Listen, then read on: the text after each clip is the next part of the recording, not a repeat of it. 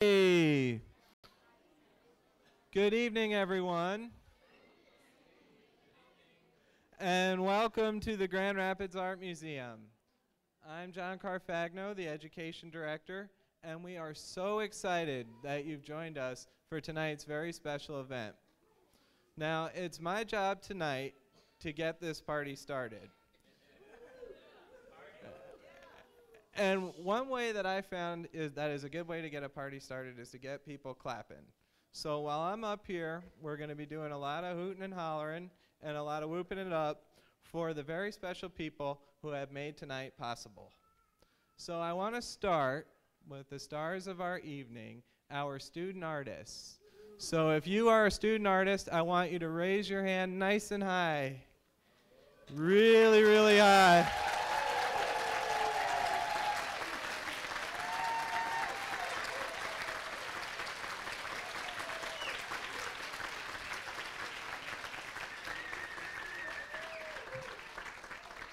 Now that sounds good. We're going to keep that going.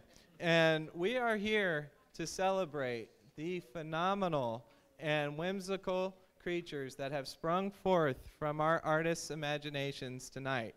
And we could not do it without them, so we're all so glad that they're here. Now, student artists, I'm talking to you.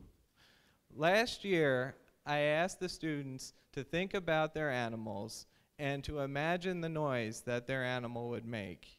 And those guys did a pretty good job. They made it pretty loud. But I know that you could make better animal noises and that we can do this nice and loud. So when I count to 3, I want you to think about your animal and then I want you to make the noise that it makes, okay? All right, 1, 2, 3.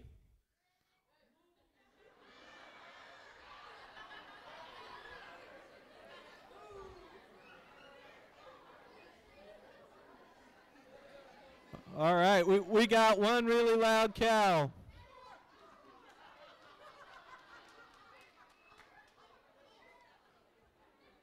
All right. So student artists, we are so glad that you're here with us tonight because your work is fantastic. We hope that you will continue your career as artists and that you will share the museum with your friends and families and continue to see it as a source for inspiration, learning, and fun. And parents, while you're here tonight, I'd like to invite you to ask your students to show you around the museum because I was fortunate I got to see some of their school tours and I know that they know an awful lot about some of the art that is on view. So what I want to do, I want to try this out. Students, if you remember a work of art from your field trip, I want you to raise your hand. Okay, nice and high, I like it. So now, if you would like to tell the audience a little bit about what you remember, leave your hand up. Okay. We're gonna hear from her in a little bit. You don't want it? Okay, do you? Okay. Which work of art do you remember? The Stalking Panther. Okay, the Stalking Panther. Very good. And the Stalking Panther is upstairs on the 2nd floor, so be sure to check it out tonight. And Isla may be able to tell you a little bit about it. And Isla, I went to the Graham gift shop today, and this pencil caught my eye. It's a pencil that does different colors when you write with it. And you know what? I have buyer's remorse. I don't think I need it, so you can have it.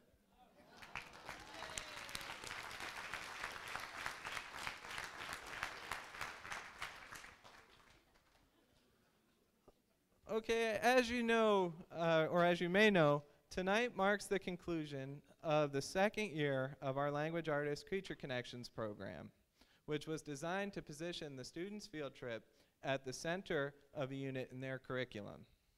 I'm certain that you're going to enjoy checking out their works of art tonight, and I'm sure that our stars of the evening are going to enjoy telling you about them. I wanted to take just a few moments to highlight some of the very special people whose hard work and dedication continue to make this program possible. First, from the museum, We are so lucky to be led by our Executive Director and CEO, Dana Fries Hansen, and our Deputy Director for Administration and CFO, Randy Van Antwerp.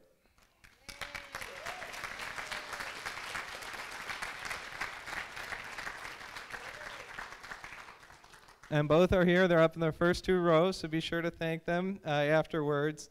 It is such a gift to work with such a dynamic team, and the Education Department benefits so greatly from their enthusiasm and passion for connecting students with the transformative power of learning at the museum. Also, I have to mention this very special group of people here.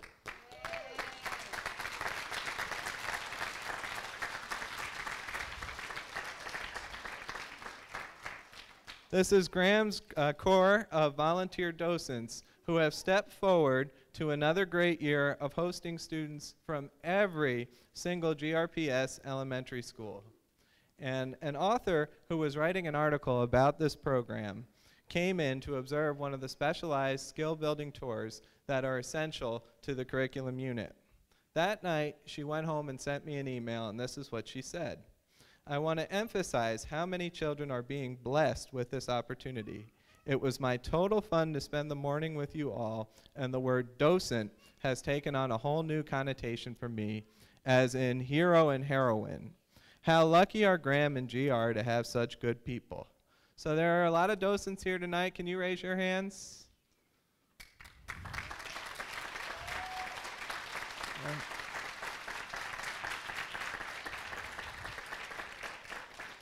And I know that there are some more outside where we're simulcasting, so be sure to thank them if you bump into them.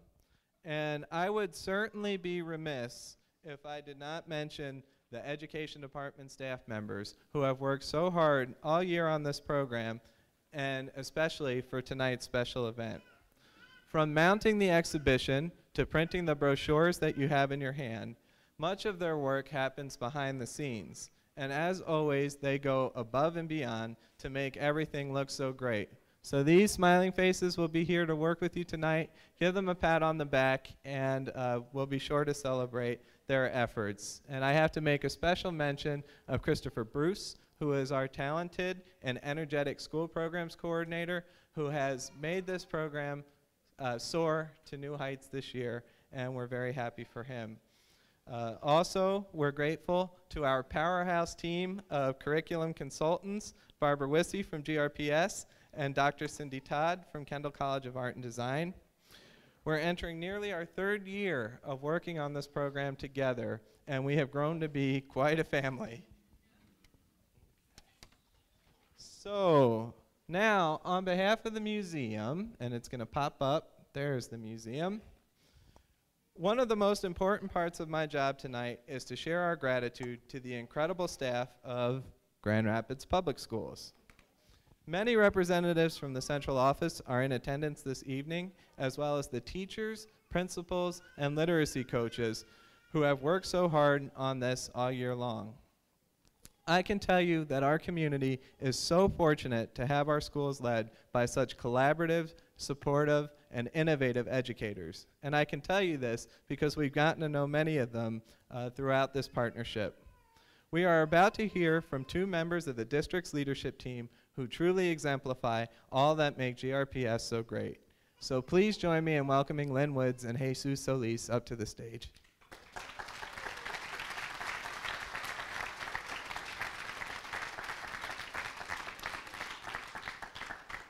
Good evening.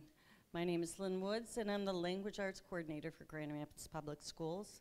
I'd like to first of all welcome you and thank you for attending this evening and honoring our Grand Rapids Public Schools language artists. First, I'd like to thank the Graham staff and the Education Department Committee that really pushed this program in a positive way 2 years ago. We've continued the relationship. It's grown, it's improved, it's morphed, and we'll continue that relationship next year. I especially would like to thank John Carfagno, Christopher Bruce, Cindy Todd, and Barb Wissey, as well as the support staff and the docents that worked with our children on a weekly basis. Secondly, I'd like to thank the classroom teachers, the art teachers, the literacy coaches, and the principals, because without your support at the building level, we would not be able to pull this off at all. So I want to thank you.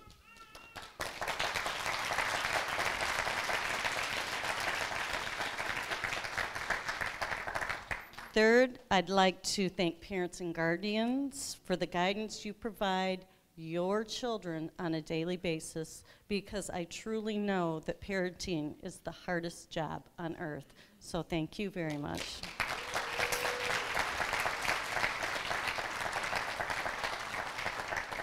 And last of all, and most importantly, I want to praise and thank the children for putting their hearts and souls into the writing and the artwork that's on display this evening. We honor you with this evening, and may I say, a job well done.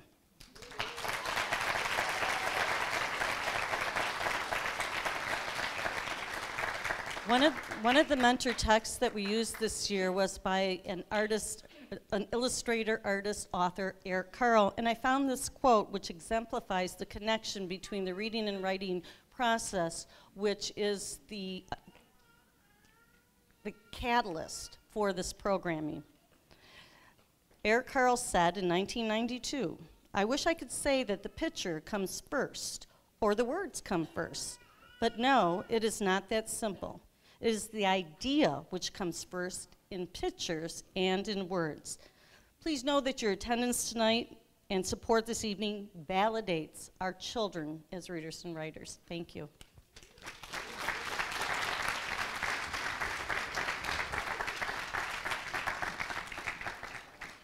Muy buenas noches. Primero quiero darles las gracias a todos los padres que hablan español, que están aquí presentes con sus familias y especialmente con los niños artistas.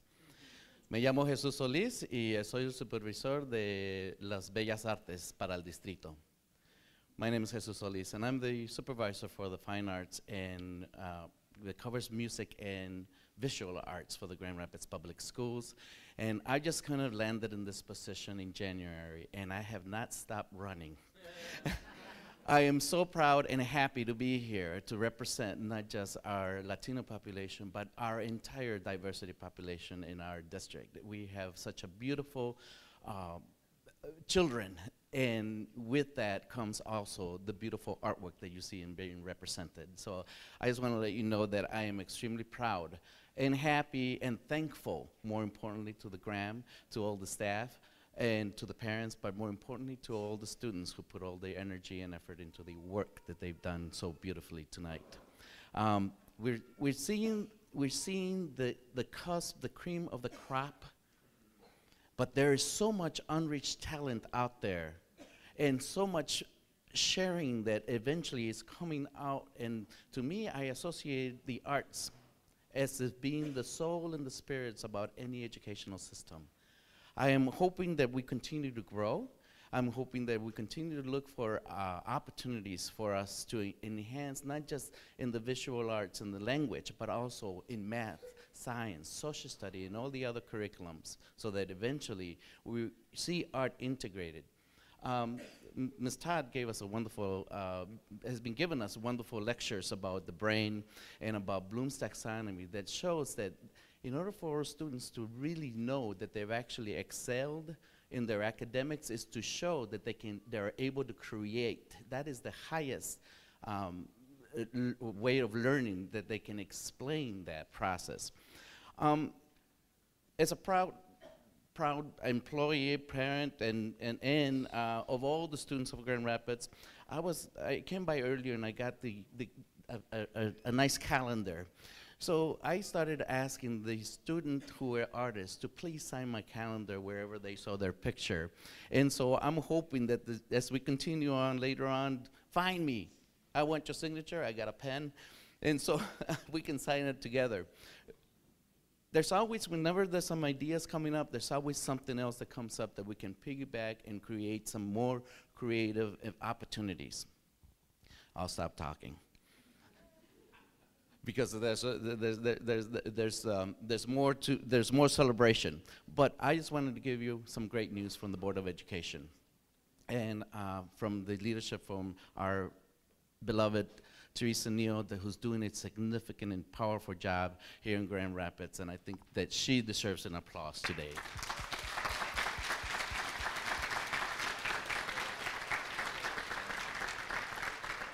At our last board meeting, the business office presented to the board a plan, and the plan that came out was that we will fully fund art and music year-round. So that deserves an applause.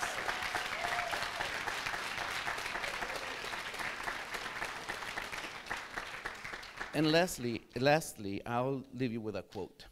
And this is from Pablo Picasso, the famous abstract Spanish artist, who once stated that all children are natural artists. It is retaining that artist as they grow up to be adults. Thank you.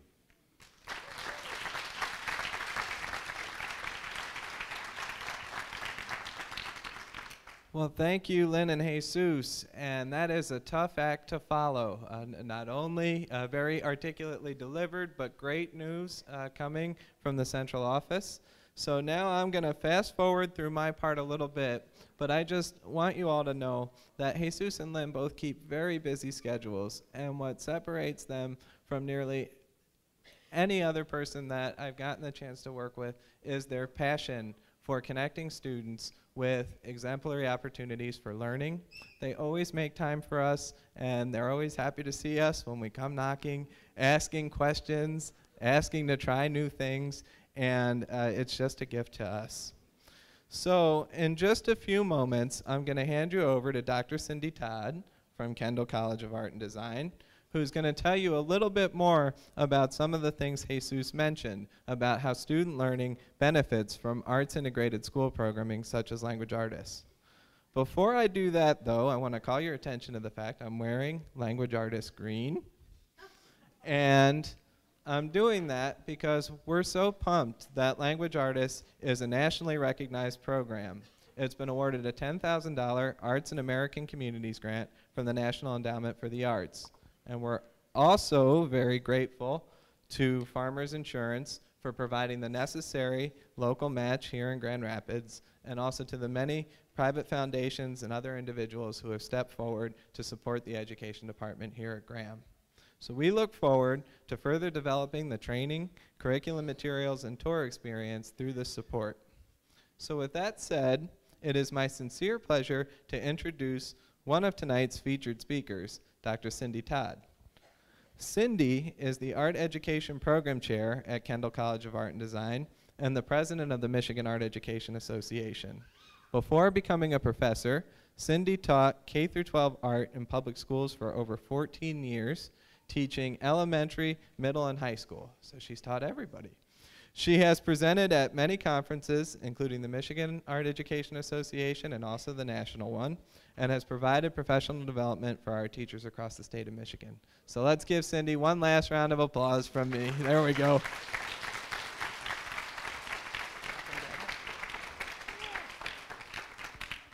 Okay, my talk is only 3 hours long, so I do want to mention Wendy Fobb, one of our school board members here in Grand Rapids Public Schools, is here tonight. I think we should definitely recognize her.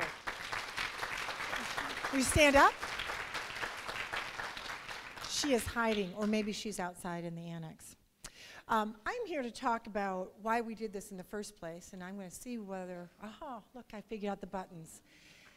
Listen, one thing that's very important for every person to understand is that inside your head you've got not just one brain but two different hemispheres. So one of the main rationales for having this entire program is the fact that we wanted to exercise both halves. One side of your brain does all that factual stuff, you know, the math, the science, the English. Anytime you have to repeat a fact that you have just learned exactly how you learned it, there's no other way, this is yes, this is no, that is working with not necessarily the left brain, but often the left side of your brain. The other half of your brain is going to do things like create, and it's going to park your car, it's going to know its spatial relationships, it's going to do all sorts of innovative things. Now, in school, hop to the next slide, how do we typically exercise this brain? We give it lots of facts. and we work math problems, and we do science, and we do reading, and we do all sorts of textual sorts of things. Now, as much as we do that, and we exercise and exercise and exercise, we're only working with that left side. The other half of our brain is sitting there waiting for something to do. And while it's sitting and waiting for something to do, have you ever broken a leg? And you've had it in that cast for that 6 to 8 weeks? And when you take it out, it's physically smaller than the other one? The same thing is happening in your brain. If that side of your brain sits there and does nothing for a long time, it's actually physically going to be smaller. And that's been measured by science. It's true. It's not something I just made up to jazz you with here. We have to exercise both halves of the brains. So people out in education learned some of this information, and these experts came back with some other things. One is Howard Gardner, a very famous man in education. He said, it is not about whether you are smart. It's how you're smart. And some of you will be smart in math, but others of you will be just crazy dynamic in art or music or some other field. So each person needs to have their brains exercised in the areas where they have strength. Then we learned, and Jesus said a little bit about Bloom's. Dr. Bloom, he researched learning, and he said things like this. If I teach you a fact and you say it back, 1 + 1 = 2. Everybody? 1 + 1 equals? 2. Always going to be 2. And so that's immediate information that I say it, you remember it. There's not much more to work it out. You're just remembering. Well, that's the lowest form of understanding and learning. The next step up is that you actually understand something. You comprehend it. So maybe I've read the words in a book, but now I know what those words mean. And then after I've read them and I've understood what they mean, the next step would be actually take that information and apply it to a situation. And it works its way up until you get to the top. And a short while ago, we thought the top was evaluating something to see how good it was. Well, in the last 5 years, we figured out really it's creating something. And although people create in any classroom that you have, it is the main focus of the art room. If you're not creating, you're working at a level of intellectual processing that's lower than that. So those remember your spelling words are important things to do, but they're at the lowest level of learning.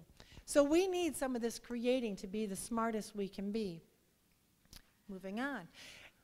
The newest thing coming out in education, people are all talking about 21st century skills. Guess what? In the 20th century, people were going out into their farms, farming something, bringing it in, putting it in the storehouses, and living off the land. There was intellectual learning, but the vast majority of man was out there in the field. We've come a long, long way since being a country of farmers. At this point, we need different skills to be able to succeed in life. And the skills that they talk about, there are four different major areas of skills, and they're listed above. Learning and innovation, and you see 5 components of learning and innovation below that. Then there's the kindergarten movement. We need to learn through play. Career and your life skills, well, I'll talk about that on the next slide. And then information and media. So this one is talking about learning and innovation. Look at those skills. Innovation, thinking up something new. That's not math. Sometimes it's science. Those things we typically practice, things we've already known. Critical thinking, problem solving, collaboration, all these things happen as the main focus is the art room. They might be in other classes here and there, but they are the main focus of the art classroom, so we exercise the right part of our brain. And then, don't stop listening to me, okay? This happened during George W. Bush's administration. He didn't actually do the study, okay? So when he was in office, people studied careers. And they discovered that 10 out of every 30 kids in every American classroom across the nation is now going into an arts-related career. We have to teach our students those artistic skills so that they are ready to compete in the work world. This statistic right here is old. And guess what? The number is going larger. The economic analysts in today's society say this number is getting larger every year because it goes back to that slide from a minute ago. Innovation, critical thinking, all those skills that the right-brainers have got. All right?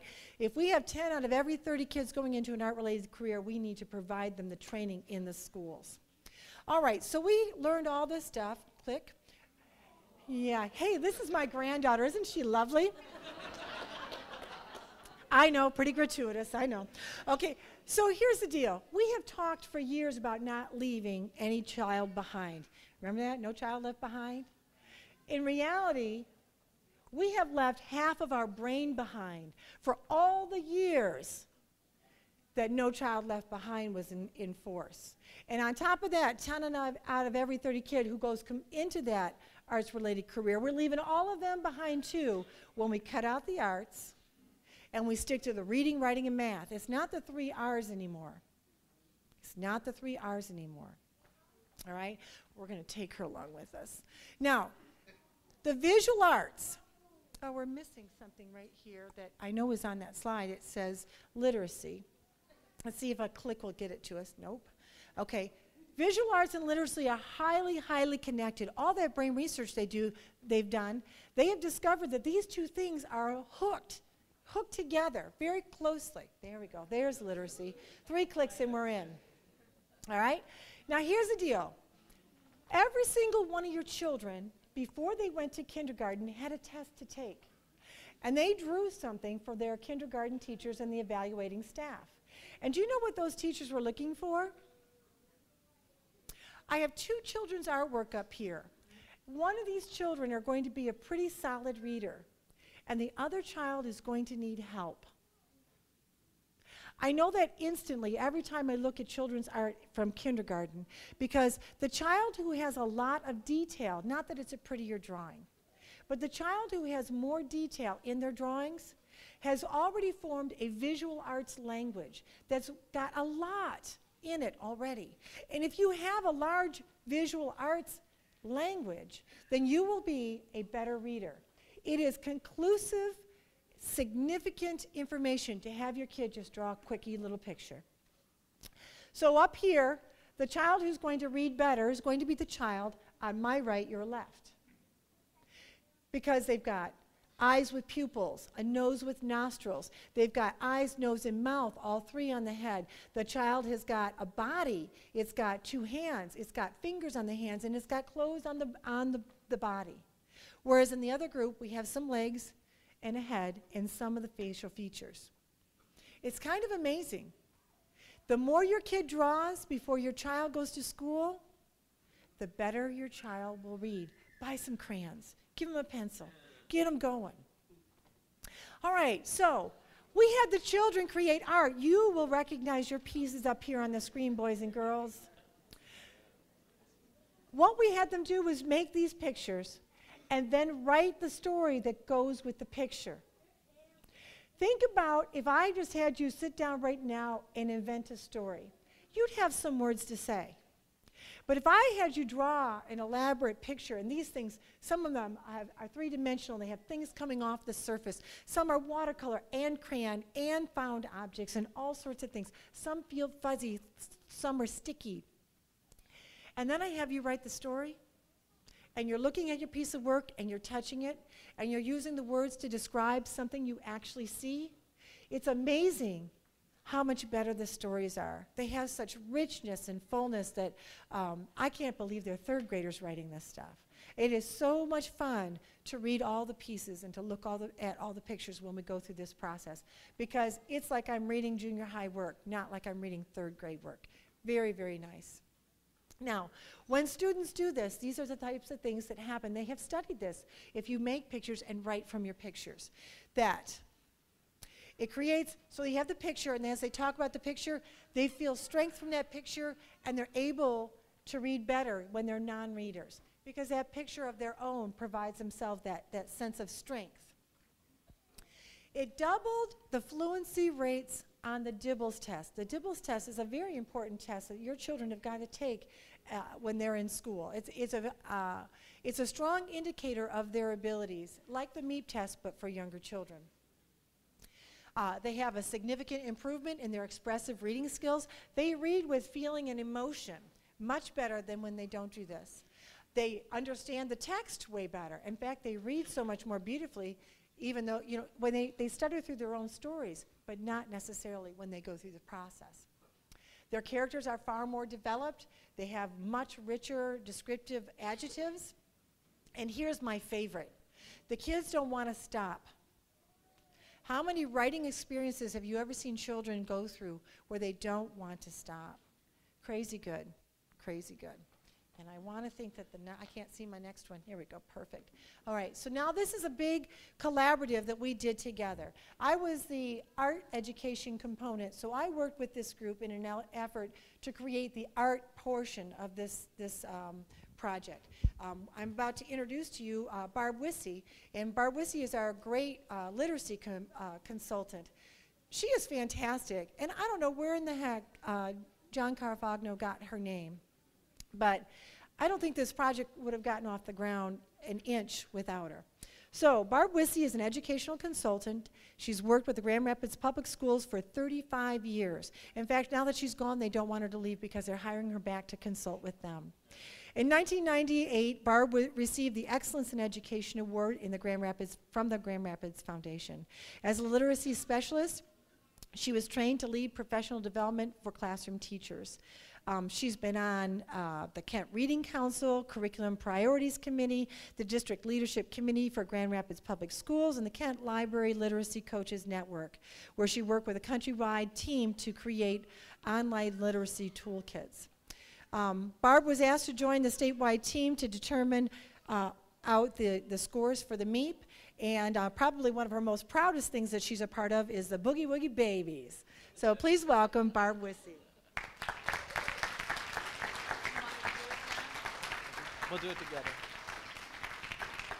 Okay, so now Barb and I are going to tag team, walking you through a little bit of some information to set the stage for when our two featured readers tonight come up and wow us with their stories. So, in order to get us to tonight, to our big celebration, we started early on in the school year in the fall, when the literacy coaches, principals, art teachers, classroom teachers, central office staff all came to Graham for a special after-hours professional development event. So they came on their own time to learn from us about how to teach this unit. That night, they received curriculum materials that were designed to help prepare their students for their field trip experience.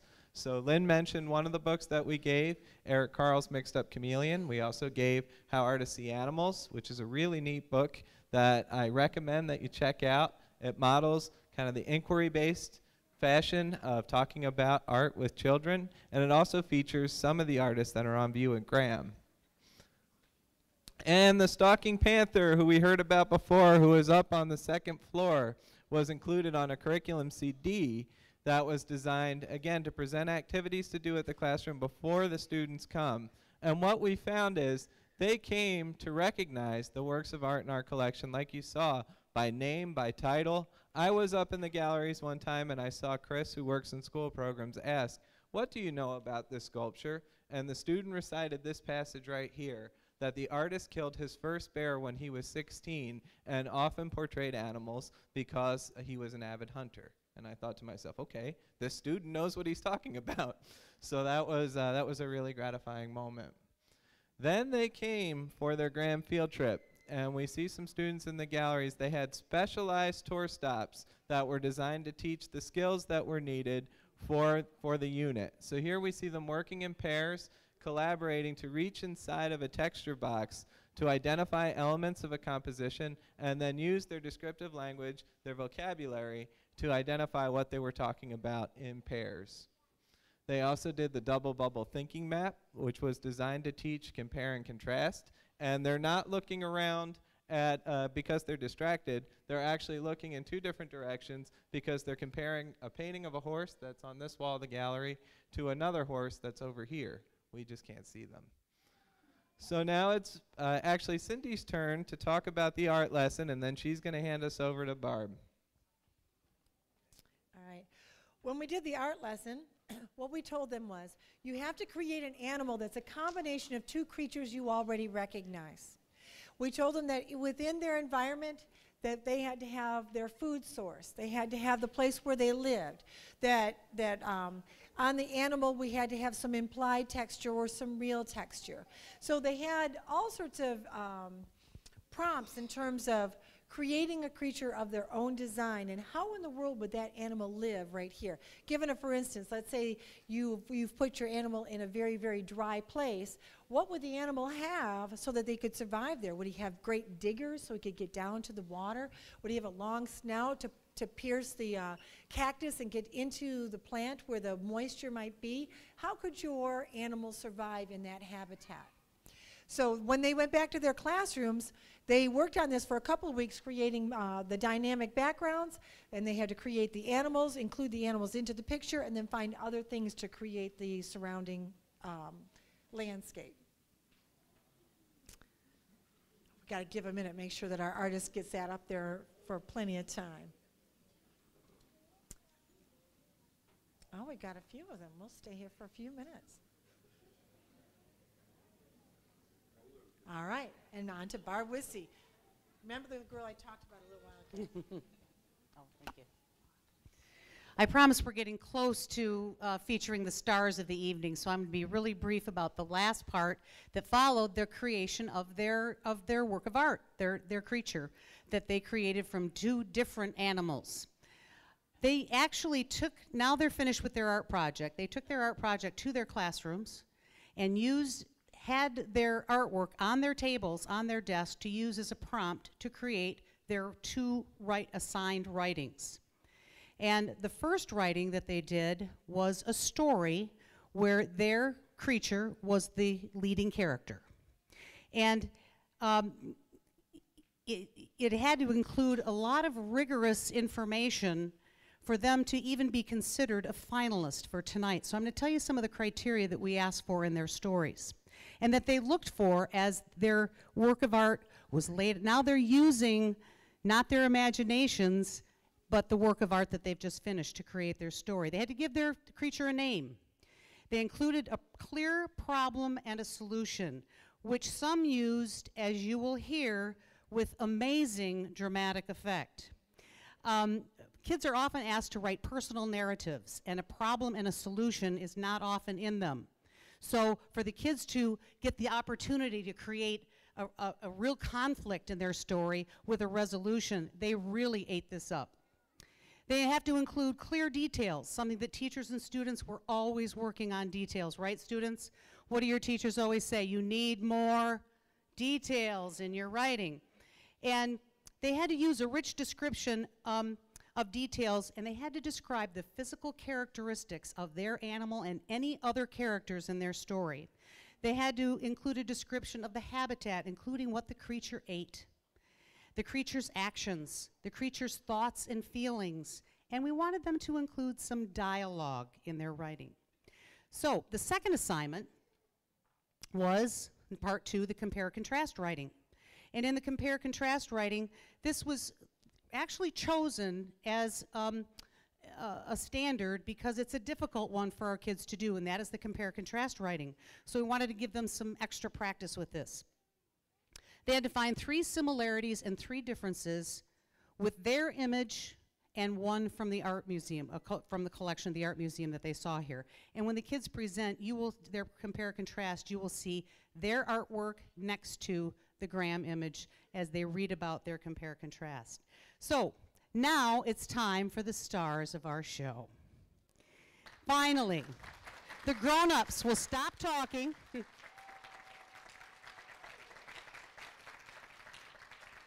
And the finalist that will read first, she will read her narrative or her story first, and followed by her compare-contrast piece. She's a student from Dickinson Elementary. We'd like to introduce Isis Elner. Isis, come on.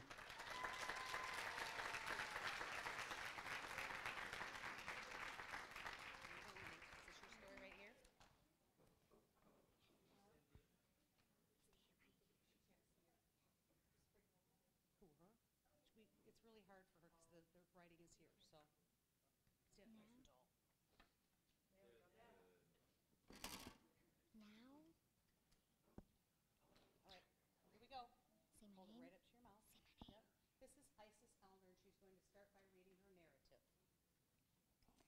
Hello, my name is Haley and I'm a catbird. I have a head like a cat and a body like a bird.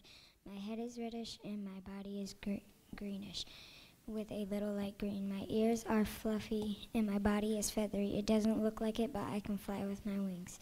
I live in the trees of California. I eat cat food with horns on top. I play with my friends all day long. I sleep in the day and am awake at night. I travel all over California because I like an adventure. You can see me going from tree to tree looking for my friends.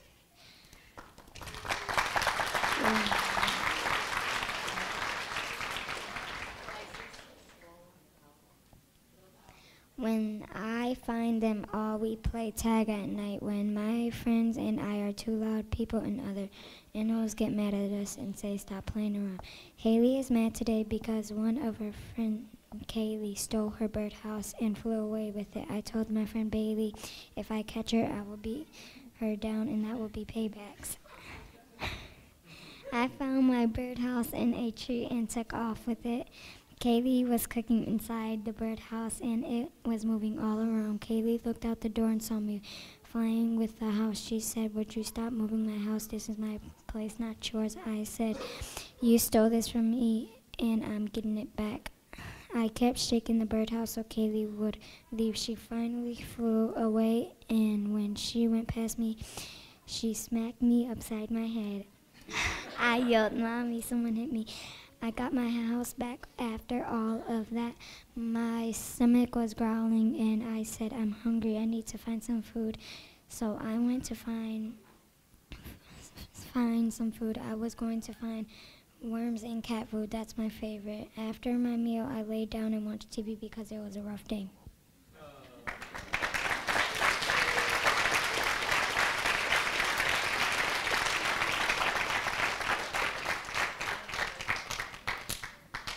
Now I'm going to read my compare and contrast. When looking at my catbird animal picture and the bird's eye view of passenger pigeons nesting by cross, I saw that they had similar characteristics. I saw that my animal has a body of a bird and the pigeons are also birds. My animal and the pigeons both spend a lot of time in trees. Another similar thing is that my catbird and the pigeons have to fly to find food. There's a lot more birds in the bird's eye view compared to my catbird. The paintings look more realistic and my picture looks more abstract. The environment of the bird's eye view looks rough and dry compared to my catbird's moist and tropical environment.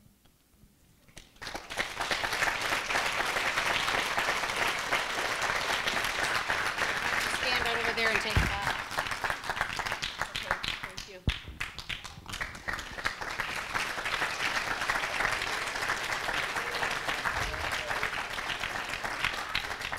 We would like to unveil her original work of art right now. You can see it on the screen. We're going to show it to you now. Uh-oh.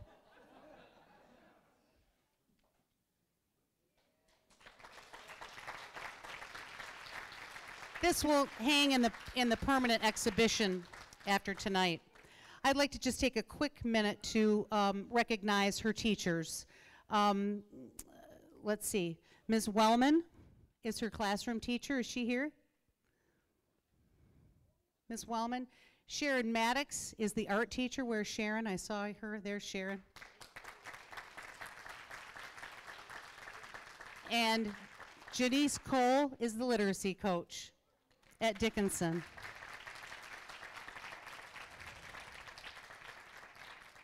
They all worked very hard to help the students, all the students at Dickinson. Our second finalist is from Harrison Elementary. I'd like to introduce to you Lauren Babb.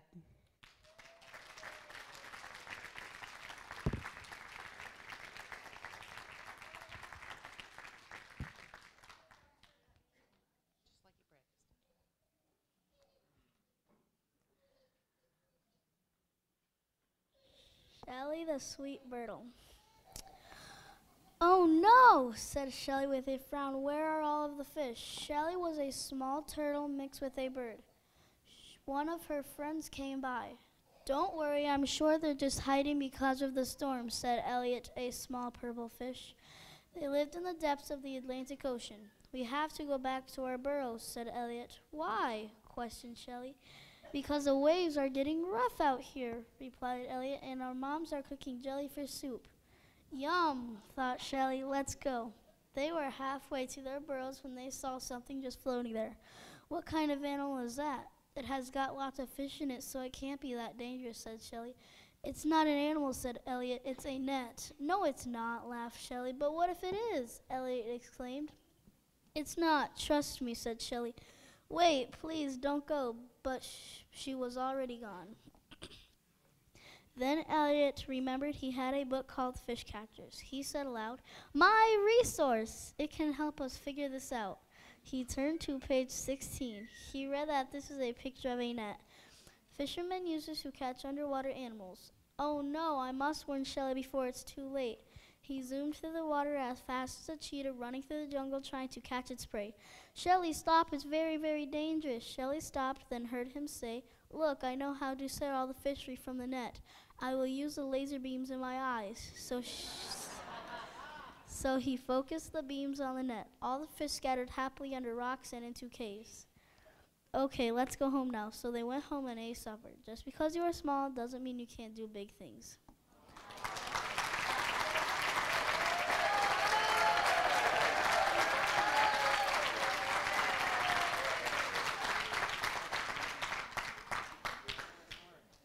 The passenger pigeons and the birdle are similar because they both fly with wings. The animals are also alike because both of them lay compact eggs and neither of them are mammals. Also, they like to eat delicious insects. Passenger pigeons and the birdle are different because the birdle is half bird but the pigeons are birds. The birdle likes to live in the water but the pigeons live on land. They are different because birdles lay eggs in the sand and pigeons lay eggs in nests. So these are some ways that they are different.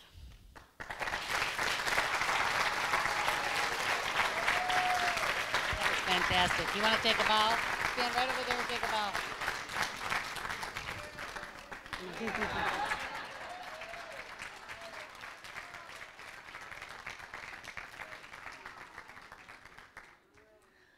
I've worked with kids for 37 years, and I still can't help the tears coming with joy for these children. Fantastic. We would like to, let me honor Ms. Sandra Conley, who is her classroom teacher at Harrison. Her art teacher, Ellen Runkle-Ford. She must be out here. And Jerry Powell, her literacy coach. Thank you all so much. And we'll have the unveiling of Lauren's original work.